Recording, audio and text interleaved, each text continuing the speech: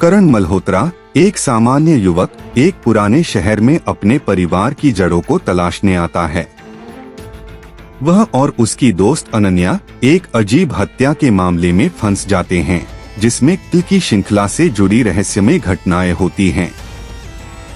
यह सब करण के परिवार से जुड़ा है और पहला संकेत मिलता है कि यह हत्या एक प्राचीन श्राप का हिस्सा हो सकती है।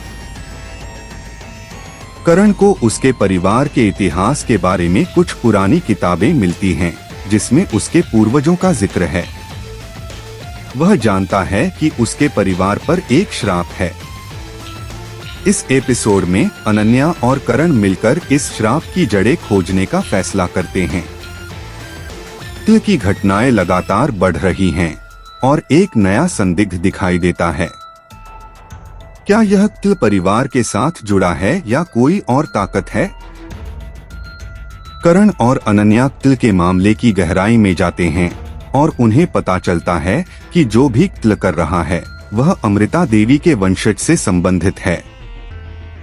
अमृता देवी का इतिहास एक गहरी रहस्यमयी पंक्ति से जुड़ा हुआ है। इस एपिसोड में वे उस गांव के पुराने कब्रिस्तान में जाते हैं जहां अमृता देवी की कब्र है और एक और रहस्यमय घटना सामने आती है। गांव के कब्रिस्तान में करण और अनन्या को अमृता देवी के वंशज के बारे में और अधिक जानकारी मिलती है।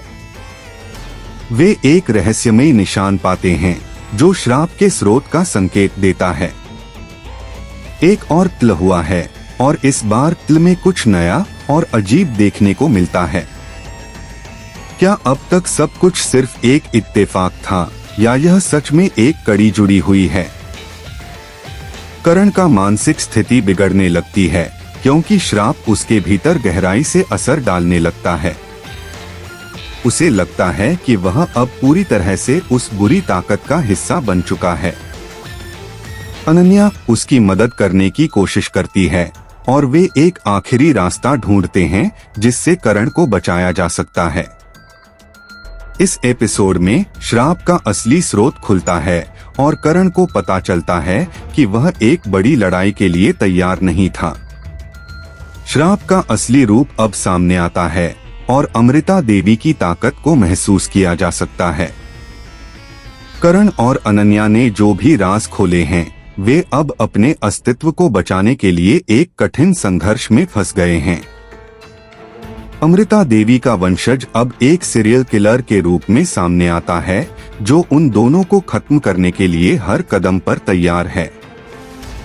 क्या वे इस घातक शक्ति का सामना कर पाएंगे? अब तक के किल और घटनाओं से पता चलता है कि श्राप केवल करण के परिवार पर नहीं बल्कि पूरे गांव पर था। अनन्या और करण मिलकर एक अंतिम साक्ष्य ढूंढते हैं जिससे यह सामने आता है कि श्राप की उत्पत्ति एक अनदेखे पंथ से हुई थी। करण को अब यह समझने में आता है कि केवल अमृता देवी का वंशज ही नहीं बल्कि वह खुद भी इस श्राप का हिस्सा बन चुका है। क्या वह अपने अंधेरे पक्ष से बाहर आ पाएगा? श्राप के पूरे रहस्य का खुलासा अब हो चुका है। करण और अनन्या दोनों को यह समझ में आता है कि श्राप को खत्म करने के लिए उन्हें अमृता देवी के वंशज से अंतिम लड़ाई करनी होगी।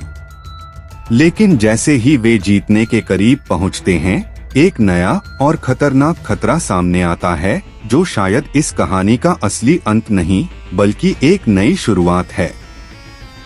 इस एपिसोड में वे आखिरी किल के बारे में जानते हैं और कहानी का मोड़ हर किसी को हैरान कर देता है।